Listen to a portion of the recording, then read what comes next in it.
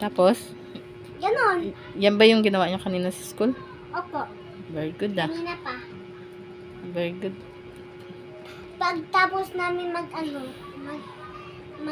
diba yung sinulat ni teacher, mga hayop, lupa, tsaka tubig, ay yun yung ginawa namin. Ano binili mo sa 10 mo? Ano? Kite trans. Ano yun? Shampoo. Anong binili mo?